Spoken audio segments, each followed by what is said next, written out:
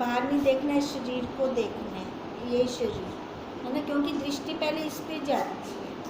अब इस पे दृष्टि जाती है तो ये मेरे को सत्य लगता है, ठीक है।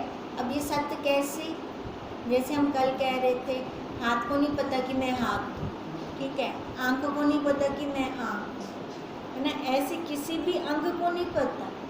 तो ये जो हमें बताता है, जो बता रहा है, वही किंचन है, वही सत्ता है ना। उसको सत्ता कह लो, आत्मा कह लो, जो भी उसको हमने नाम दिया, ये उसके द्वारा ही हो रहा है।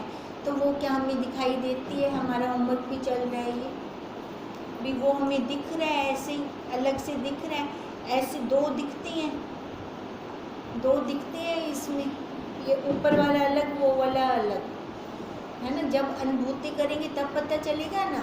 जब हमें पता ही नहीं है, भी रूवी है ना, रूवी देखने न हमें, है ना, जब हमें पता ही नहीं है तो हम देखेंगे कैसे। अब यही चल रहा था कि आत्म सत्ता ही वो अपने आप में स्थित है, इसलिए चिदाकाश चिन्ह मात्र है और उसका किंचन चेतनता है।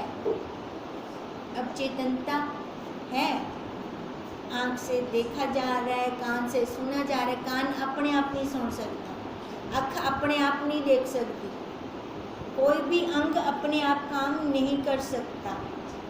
अब ये पीछे से वो करंट दे रहा है। अब जैसे कहते हैं कुछ है ऐसे बक्सा, जैसे हम मीटर का उदाहरण दे देते हैं, अपने घर में मीटर लगा हुआ है, एक बक्से में ना, वहाँ से तारे हैं, वहाँ से तारे हर एक कमरे में जा रही हैं, उस तारों के द्वारा हमारे उपकरण जल रहे हैं। मीटर तो एक जगह पे है, जो हम बटन जलाते हैं वो उपकरण जल जाता है। ऐसे वो बक्सा, उसको बक्सा कह लो, अपना किंचन कह लो, अपना गोला कह लो, जो मर्जी जिसको नाम दे दो, उससे ये तारें सारी जुड़ी पड़ी हैं, हाथ पैर आँख नाक कान सारी तारें उसके साथ, जिसको हम कहते हैं सूक्ष्म तन्मात्राएं, इनको ही बोलते हैं हम सूक्ष्म तन्मात्राएं। अब वो सारी उसके साथ जुड़ी हुई हैं। अब उसके साथ जुड़कर हम जिस इंद्री के द्वारा ध्यान केंद्रित करते हैं, कई बार होते हैं ना, जैसे हम जा रहे हैं, कोई और जा रहा है, हमने देखा ना देखा हमें नहीं पता, पर सामने से जब कोई कहता है तुमको लिठा भी हो, तेरे सामने तो वेंदा पे है ना, मैं कहती हूँ नहीं मैंने आज तो नहीं देखा, मैं कल देखूँगी, और जब रोज ही तेरे सामने वेंदे तक पता नहीं चलता। अब कल मैंने इस इंद्री को उसके ऊपर ध्यान दिलवाया, यानी इंद्री का बटन खोलिया, बटन तो पहले खुलिया भी ना, पर नींद ध्यान में था ना। अब जुड़कर है ना, इसका बटन खोला तो फिर ध्यान गया उसके ऊपर। अब ऐसे जो वो किंचन है ना, अब किंचन क्या करेंगे, बुद्धि का बटन खोलेंगे, बुद्धि का बटन खोलकर उसकी अनुभूति लेंगे। अब जैसे हर एक इंद्रियों से कान आँख नाक सबका मैं यूज़ कर रही हूँ, सबको उपभोग में ला रही हूँ। अब मैं उपभोग में ला रही हूँ, हम उसका मतलब अलग हो गया ना, उससे मैं अलग हूँ, मैं उपभोग में ला रही हूँ, यानी मेरे को पता है, हम उपभोक्ता ही बन जाते हैं, हमें वो ही नहीं पता चलता, मिल ही जाते हैं। तभी वो कह रहे हैं आत्म सत्ता जो अपने आप में स्थित है वो चिदाकाश चिन्ह मात्र है और उसका किंचन चेतनता है। वो जो चेतनता है उसको मैंने ध्यान में रखना है, उसके द्वारा से ही मैं ये सारा कुछ देख रही हूँ, मैं सारा कुछ जान रही हूँ। वो है तभी ये जानना जा रहा है, नहीं तो अपने आप हम कैसे जानेंगे, अपने आप नहीं जान सकते हम, कुछ भी इंद्री हमारी अपने आप काम ही नहीं कर सकती। जैसे सूर्य की किरणों का जलाभास दिखता है परंतु मिथ्या है मिथ्या है तो नहीं। इमें ना ये अंग कम कर दे लिख दे पेन जे गलती में चापा ही ना को आता है कि मैं कर देती है, ए इमे मिथ्या है, ये खुद नहीं कर रहे, पीछे से जैसे जलाभास। अब उस रेत के अंदर थोड़ी है कुछ है, वो तो हमें जब रिफ्लेक्शन पड़ रही है सूरज की किरणों की उस रेत के कण के ऊपर, तभी हमें उसका भान हो रहा है कि वहाँ कुछ है ना, भान है वो, पर है सत्य नहीं है। ऐसे इसका ये भान है पर ये सत्य नहीं है, तो ऐसे इसको हम समझें। वैसे ही आत्मा का किंचन ये चेतन है, यह किंचन संवेदन अहम भाव को लेकर जगता गया, जो ये वाला है ना। अब जैसे उसका रिफ्लेक्शन पड़ा अंतःकरण पे, ठीक है, अंतःकरण का रिफ्लेक्शन पड़ा इंद्रियों पे। जैसे हम इसको एक उदाहरण से लेते हैं, सूरज का रिफ्लेक्शन बाल्टी में जो पानी है, और बाल्टी का रिफ्लेक्शन दीवार पे, वो परछाई आ रही है, हिल रही है, हमें दिख रही है। अब ऐसे ही उस सत्ता का रिफ्लेक्शन अंतःकरण पे, अंतःकरण का परछाई जो जैसे दीवार पे गई वो आई इंद्रियों पे। अब उस इंद्रियां अब अपने आप तो नहीं, उसके रिफ्लेक्शन से है, हम वो रिफ्लेक्शन को नहीं जानते, उस रिफ्लेक्शन को मैं जानती ही नहीं हूँ, वो मैं समझती हूँ कि इयो सत्य। अब इयो सत्य हम इसको ऐसे मान लेते हैं। आत्मा का किंचन चेतन है, वह किंचन संवेदन अहम भाव को लेकर जगता गया। अब वो मैंने इसको सच मान लिया, शरीर को, ये ऐसे जगता गया, अपना नहीं है। जैसे हम बार बार कहते हैं किराए दे मकान विच बैठ गई हूँ, और मालिक आमदा नहीं पूछण किते 10 साल 15 साल नहीं आमदा, आपको क्या लगता है मैं ही मालिक हाँ, है ना। अब ये भी में लगता है, वो तो एक बारी पूछता है बोला, अब वो तो 10-15 साल में मान लेता है कि ये मकान मेरा हो गया।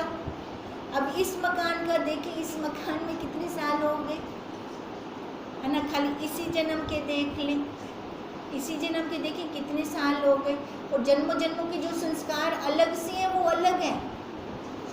अब हमने वो सारे इस जन्म के अंदर अपनी सफाई करनी है।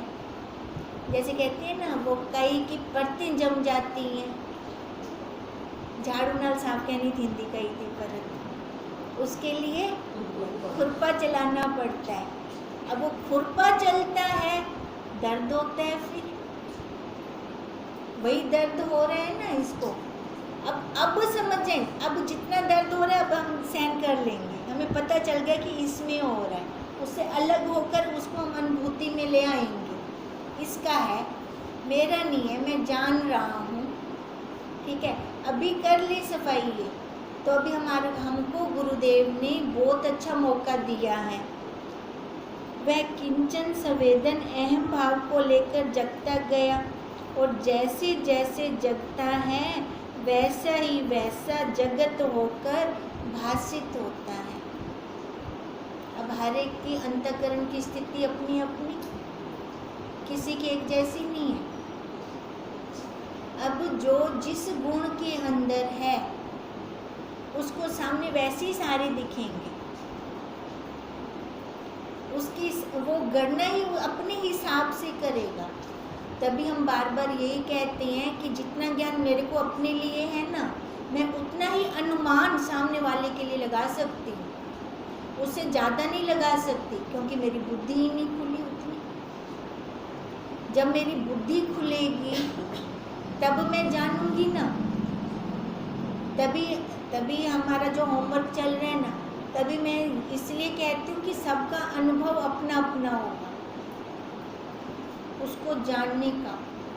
हर एक की अनुभूति अपनी अपनी होगी, किसी की एक जैसी हो ही नहीं सकती अनुभूति। ये जो जो उसमें निश्चय किया है कि यह कर्तव्य है, इसके करने से पाप है, यह करना है, यह नहीं करना, और देश काल क्रियाक्रम है, सो यह इसी प्रकार है।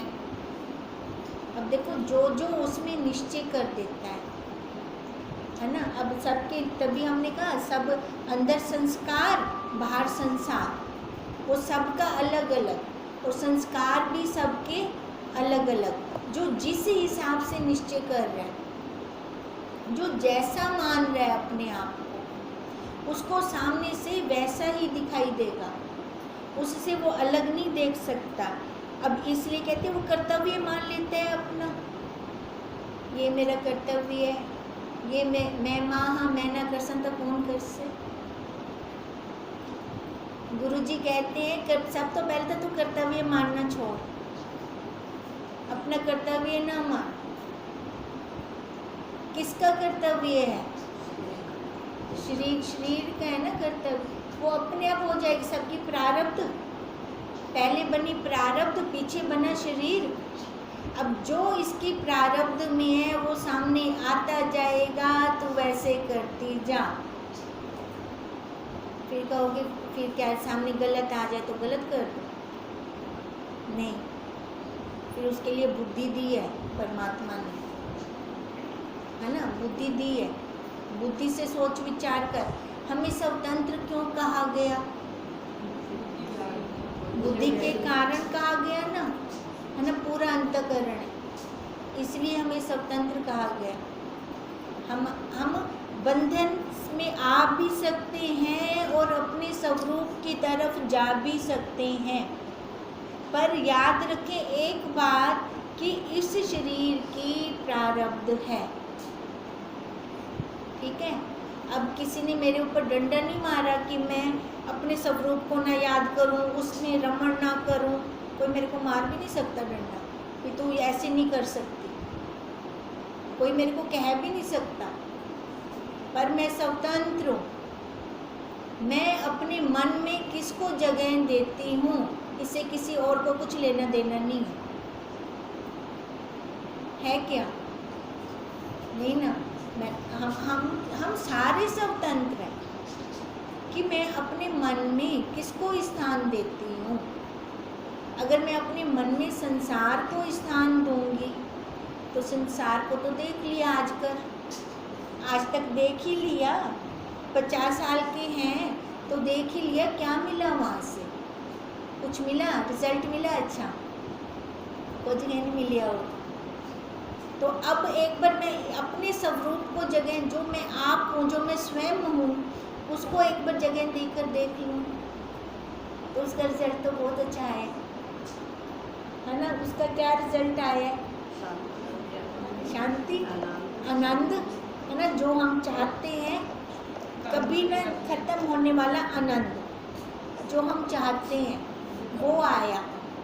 तो यही तो मैं चाह रही थी, यही तो मैं बचपन से चाह रही थी।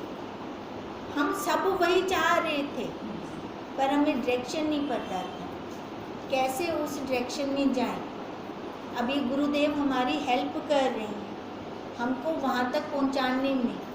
अब इसलिए वो कह रही हैं कि जो उसमें निश्चय किया है कि यह कर्तव्य है, सबसे पहले हम ये कर्तव्य भार को हटा दें, ठीक है। इसकी प्रारब्ध अपनी, बच्चों की प्रारब्ध अपनी है। मेरे कहने से कुछ हो जाएगा? मैं कहूँ ऐसे हो, ऐसे ना हो, होगा? नहीं होगा ना। रमत्था बच्चे क्यों मारनी? जेड़ा एक भूत स्वार्थ आपे ना कर्तव्य दा, सब तो पहले ही कर्तव्य ते भूत को भगाना है। इस भूत को भगाना है,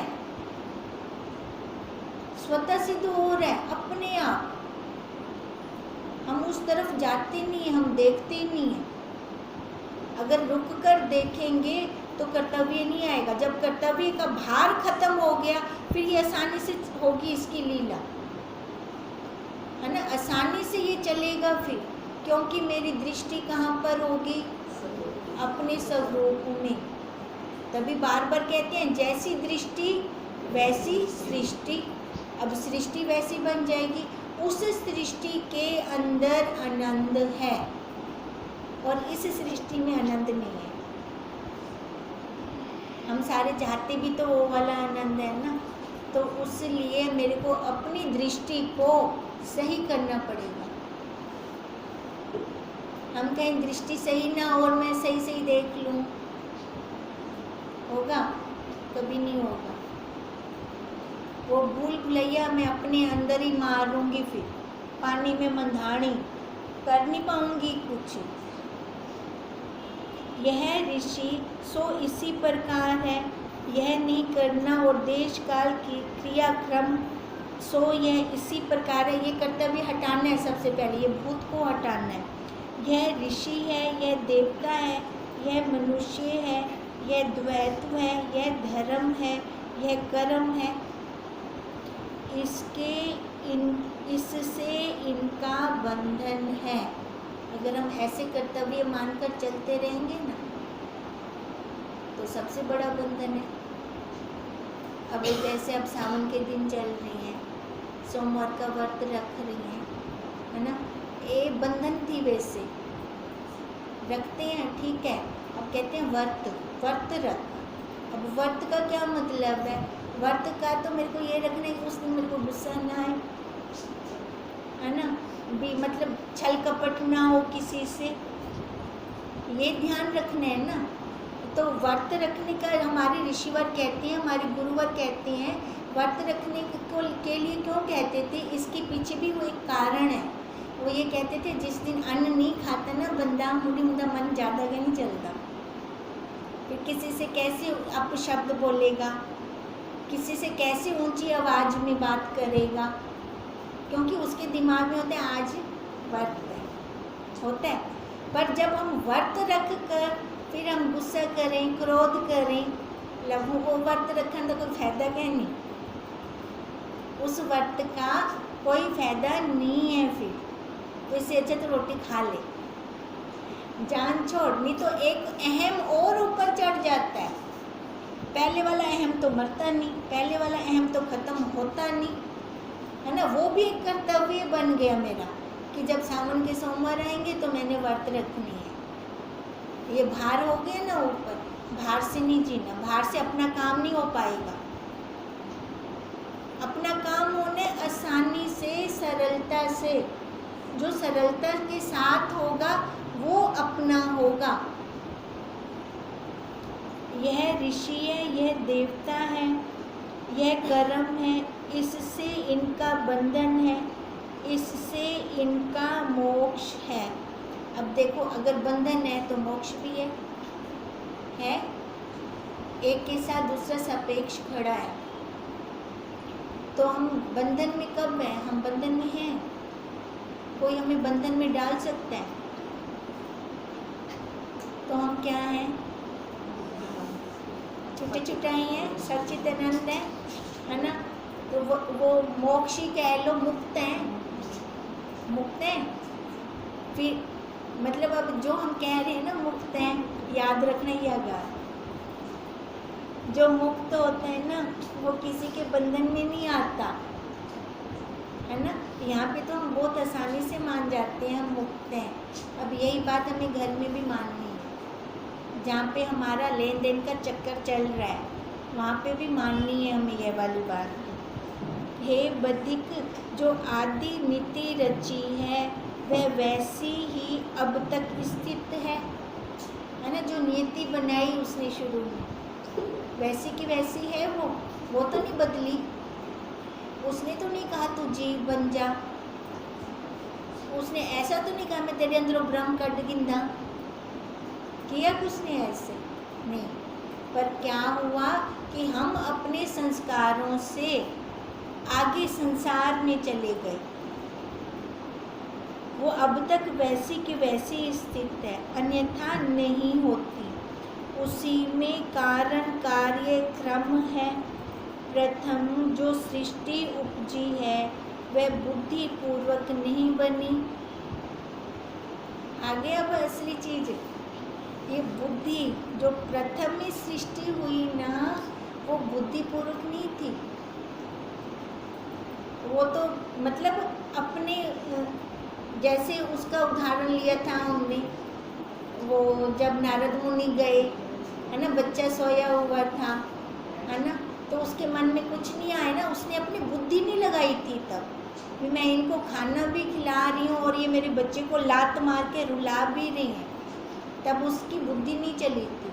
प्रथम में जो सृष्टि थी वो बुद्धि रहित थी, फिर बाद में जो माया आ गई वो बुद्धि सहित आ गई।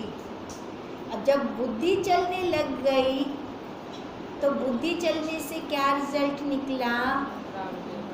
राग द्वेष बढ़ा, मैं मेरा आ गया। जब मैं मेरा आ गया वहाँ पर कर्म बन गए। अब भी ना देखो है तो उम्र ही होगी, अभी भी तो वैसी की वैसी ही है ना वो, है ना। अब हम क्यों अंदर वो राग द्वेष आने दें? अगर मान लो सामने से किसी ने कुछ कह दिया, ठीक है, या कुछ बोल भी दिया, तो उस टाइम मन में सबसे पहले क्या बात आती है? क्या बात आती है? वहाँ पे ये बात आनी चाहिए, जड़ा समान जेंदे को होसे वो ही देसे, है ना। जो जिसके पास होगा वो वही देगा। हिंदे को यो कचरा ही है तो वो कचरा ही दे से। अब मेरे पास क्या है, मैं तो वही दूंगी, ठीक है। इतना भी बुद्धि में आ जाए ना उस टाइम तो भी मुक्त हैं, कोई बंधन नहीं है हमें वहाँ पर आना चाहिए। ये ना है उसने ऐसे किया तो मैं भी उसको सिखाऊंगी, उसको मजा चखाऊंगी, तो वो समझेगा कैसे? कई बार ऐसे भी आ जाता है ना। उसको समझाने के चक्कर में अपना लॉस कर देते हैं, यही सबसे बड़ी गड़बड़ हो जाती है। वो लॉस से क्या होता है? कर्म बन जाते हैं, अपने कर्म बन जाते हैं। हमने अनजाने में ही कर्म बना लिए। पहले तो ये शरीर की प्रारब्ध खत्म नहीं हो रही, इसको मेरे को ख़त्म करना है। अब इसीलिए वो कह रही हैं वह जो पहले बनी थी सृष्टि वह बुद्धि पूर्वक नहीं बनी, आकाश मात्र उपजी है, और जैसे उपजी है वैसे ही स्थित है, अभी तक वैसी की वैसी है। अब ये वाली बात क्यों बोली इन्होंने? जो पहले बनी थी सृष्टि वो बुद्धि पूर्वक नहीं थी, क्यों बोली? हाँ जी,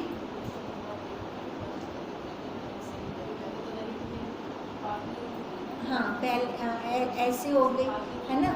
अच्छा, अब ये वाला पॉइंट है ना, ये हेडलाइट कर लेना दिमाग में अपने भी। जो हम बुद्धि चलाने बैठ जाते हैं ना अपनी, तो अपने स्वरूप तक नहीं पहुंच पाएंगे, ठीक है।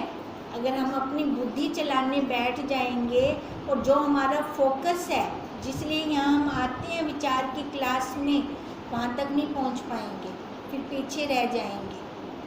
ये वो बिना बुद्धि के मिलेगा, और बिना बुद्धि के मिलेगा तो ये भी ध्यान में रहे कि ऊपर से मैं कुछ ना बोलूँ, अंदर कोड़ भी ना थी वेवला, है ना।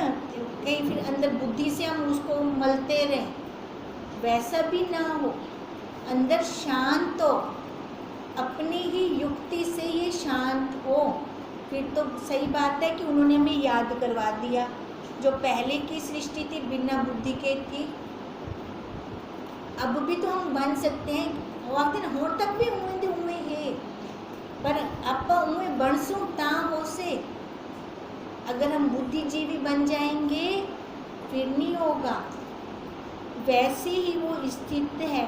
फिर पदार्थ जो एक भाव को त्याग कर और भाव को अंगीकार करते हैं, सो कारण से करते हैं। हम अपनी बुद्धि लगा देते हैं ना। ध्यान देना, पदार्थ बोला है, पदार्थ मतलब क्षर। क्षर के पीछे हम अपने चेतन को, शाश्वत को, नश्वर के पीछे हम अपने शाश्वत को रोल देते हैं। क्यों रोलें, है ना। कोई ना कोई कारण बना लेते हैं रोलने का भी, उसने मेरे साथ ऐसा किया, या कुछ भी, कोई भी कारण, कितने सारे कारण हैं, हम अपने आप के चारों तरफ देखें, ठीक है, कोई ना कोई हम बना लेते हैं वो।